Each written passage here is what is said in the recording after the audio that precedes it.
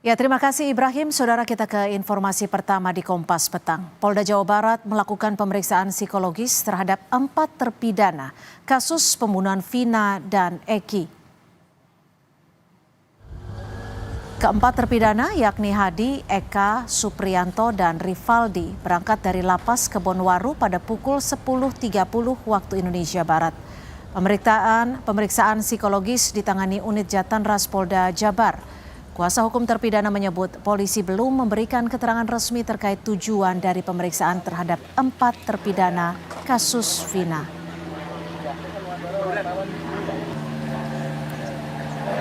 Tes psikologi. Nah, cuman mereka sendiri penyidik nggak ikut di situ dalam tes itu. Kita juga tidak dibolehkan masuk karena bukan ranahnya, karena hukum nanti baru ranahnya kita kan gitu kan.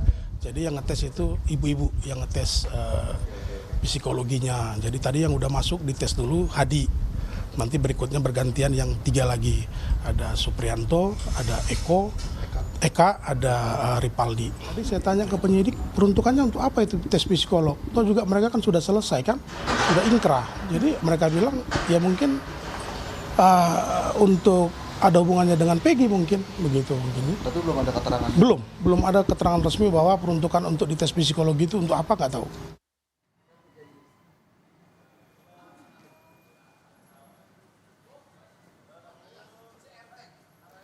Keluarga terpidana pembunuhan Vina dan Eki datang ke Barreskrim Polri melaporkan Ketua RT Abdul Pasren atas tuduhan fitnah dan kesaksian palsu terkait keberadaan 5 terpidana saat pembunuhan Vina terjadi. Bahkan sebagai bukti Ketua RW didatangkan untuk menguatkan pernyataan keluarga terpidana bahwa seluruh terpidana menginap di rumah Ketua RT saat malam pembunuhan Vina.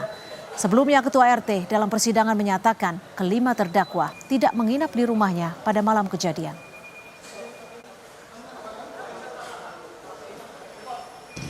Kami akan mengadakan atau membuat laporan polisi yang dibuat oleh keluarga para terpidana dan kami mendampingi selaku kuasa hukum.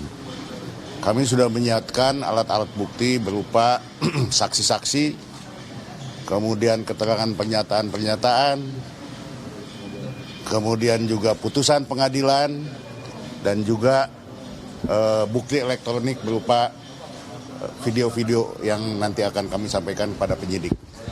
Tentu nanti akan kita lengkapi dengan keterangan ahli. Saya kira itu yang kita sampaikan bukti-bukti itu kepada pihak Mabes Polri.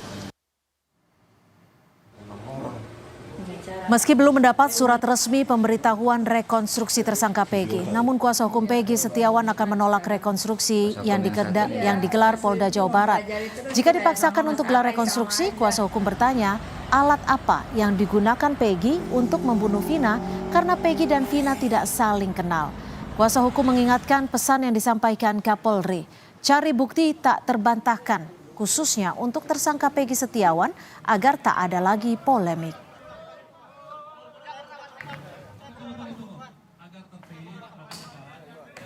Kita pun akan menolak karena Peggy Setiawan bukanlah pelaku dari pembunuhan Vina dan tidak ada bukti yang mengarah ke pembunuhan. Alat apa yang digunakan oleh Peggy untuk membunuh Vina, sedangkan sama Vina Eki pun mereka tidak kenal. Kita harus tahu di CCTV ada enggak TSK di PS itu di lokasi di TKP, ada enggak sidik jari Peggy Setiawan di TKP itu kan harus sesuai itu, bukannya bukti-buktinya hanya ijazah, foto yang mereka sampaikan pada saat press release. Anak saya Peggy segera bebas. Saya sangat kecewa karena sidang itu ditunda. Walaupun ada orang yang mencoba-coba mempengaruhi, saya abaikan. Ya, tidak ada kepentingan, tidak ada keuntungan. Polda Jawa Barat tidak hadir dalam sidang perdana gugatan pra-peradilan Peggy Setiawan atas penetapan tersangka dalam kasus pembunuhan Vina dan Eki. Sidang seharusnya digelar Senin kemarin pada pukul 9 pagi di Pengadilan Negeri Jawa Barat. Namun pihak termohon, penyidik Polda Jawa Barat tak kunjung hadir hingga pukul 9.20 waktu Indonesia Barat. Soal ketidakhadiran perwakilan Polda Jawa Barat dalam sidang pra-peradilan, Kompolnas menyebut Hal ini bukan karena ketidaksiapan penyidik untuk menjawab permohonan yang disampaikan tim kuasa hukum Peggy Setiawan. Ketidakhadirannya dikarenakan yang diberikan tugas untuk hadir kemarin itu sidang di pra-peradilan mengalami kesulitan waktu karena benturan dengan jadwal kegiatan yang sudah diagendakan sebelum adanya panggilan sidang. Pasca tertundanya sidang perdana pra-peradilan Peggy, Hakim Eman Sulaiman menegaskan jika pada sidang selanjutnya pihak termohon kembali tak hadir, maka sidang pra-peradilan akan tetap dilanjutkan dan akan diputus dalam 7 hari kerja. Berarti termohon tidak hadir. Kita panggil sekali lagi kepada termohon untuk hadir. Kalau minggu depan tidak hadir, kita lewati. Ya, seperti itu ya. Karena kita udah manggil secara patut, jangan sampai yang bersangkutan membuang-buang waktu. Yang namanya pra-peradilan kita harus dikejar 7 hari kerja ya. Hari Senin dimulai, maksimal hari Selasa. Saya agendakan hari Seninnya sudah bisa diputus. Terima kasih. Sidang pra-peradilan atas penetapan Peggy Setiawan sebagai tersangka kembali dijadwalkan pada Senin 1 Juli 2024 mendatang. Tim Liputan Kompas TV. Perkembangan terkini kasus pembunuhan Vina dan Eki, kami sudah bergabung dengan jurnalis Kompas TV, sudah ada Fedriska Ananda di Mabes Polri Jakarta dan Fida Alatas di Bandung, Jawa Barat. Kita akan ke Rizka terlebih dahulu. Rizka, apa bukti yang dibawa oleh keluarga dan juga kuasa hukum terpidana untuk melaporkan Ketua RT Abdul Pasren? Rizka. Ya, selamat petang Cynthia dan juga saudara. Satu dari sekian bukti yang dibawa oleh tim hukum Peradi yang kemudian memberikan perlindungan begitu ya terhadap keempat terpidana. Ini mengatakan bahwa perbedaan keterangan dari keempat saksi yang sebelumnya pernah memberikan keterangan pada tahun 2016 lalu begitu ya. Namun kemudian pada belakangan ini mengungkapkan bahwa mereka memberikan keterangan yang tidak sebenarnya. Ini merupakan satu dari sekian bukti yang menjadi penguat begitu bagi Peradi dan juga bagi keluarga dari keempat terpidana untuk melaporkan terkait dengan Pak RT yang pada masa itu menjabat begitu di daerah tempat kejadian perkara, di mana disebutkan bahwa keempat dari saksi yang pernah memberikan keterangan ini mengatakan bahwa Pak RT sesungguhnya tahu begitu ya bahwa kelima terpidana ini menginap di rumah Pak RT, namun memang pada berjalannya penyidikan dan juga berjalannya persidangan kemudian Pak RT mengatakan bahwa tidak tahu.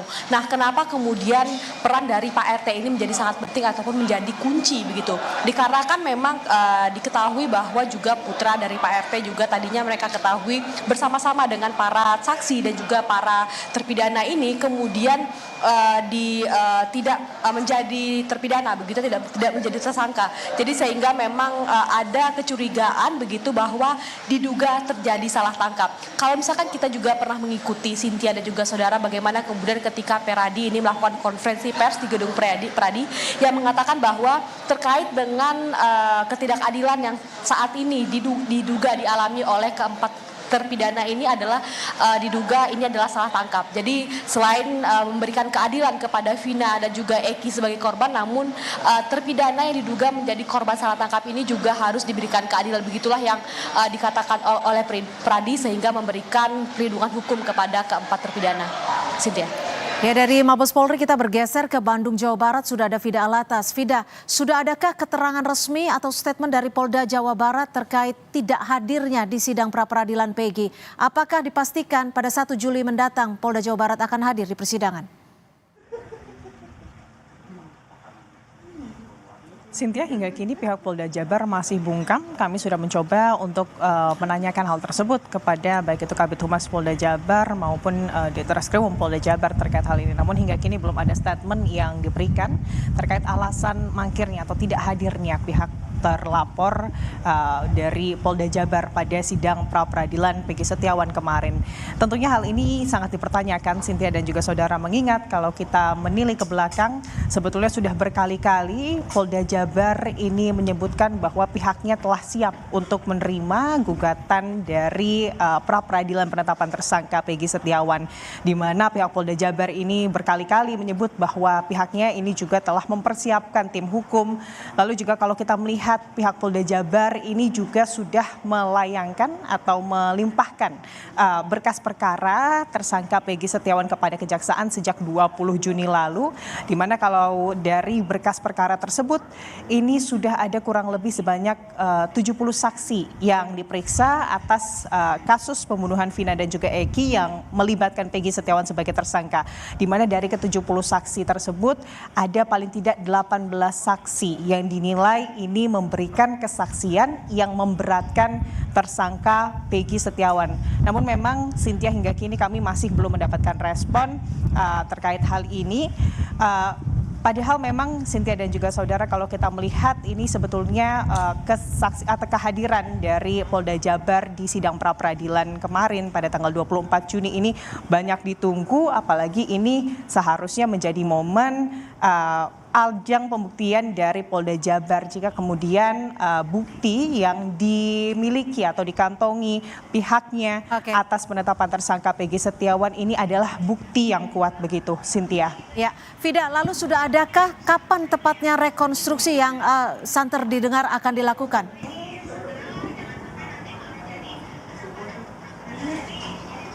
Hingga kini kami juga belum mendapatkan jawaban terkait hal tersebut, Cynthia dan juga saudara. Namun yang pasti, jika kemudian rekonstruksi ini benar akan dilakukan, pihak kuasa hukum dari Peggy Setiawan ini menolak dilibatkannya kliennya dalam rekonstruksi tersebut. Karena memang pihaknya ini menilai bahwa selama ini bukti yang kemudian dimiliki oleh polisi terkait keterlibatan Peggy Setiawan dalam pembunuhan Vina dan juga Eki 8 tahun lalu, apalagi sebagai otak pelaku dari kasus pembunuhan yang terjadi pada 2016 silang, ini lemah, Cynthia dan juga saudara. Yang diminta atau dituntut dari kuasa hukum Peggy Setiawan ini adalah pihak kepolisian ini bisa memberikan bukti yang kuat begitu, Cynthia. Baik, terima kasih Vida Latas melaporkan langsung dari Bandung, Jawa Barat, dan sebelumnya sudah ada Fadriska yang sudah melaporkan langsung dari Mabes Polri. Terima kasih rekan-rekan.